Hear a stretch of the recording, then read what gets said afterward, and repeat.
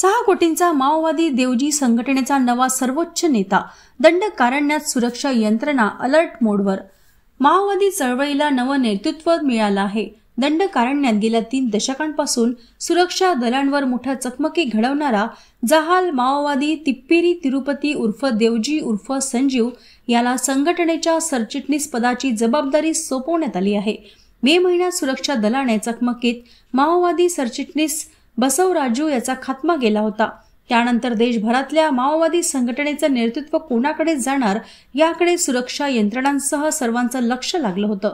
अखेर अलीकडेच छत्तीसगडमधील इंद्रावती नॅशनल पार्कच्या जंगलात झालेल्या केंद्रीय बैठकीत देवजीला सर्वोच्च पद देण्याचा निर्णय घेण्यात आला आहे।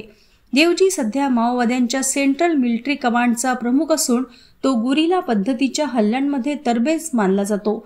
जवानांना जंगलात घेरणे, भूसुरुंगाचे स्फोट घडवणे आणि सुरक्षा दलांवर मोठ्या प्रमाणात हल्ले करणे हे त्याचे विशेष कौशल्य आहे।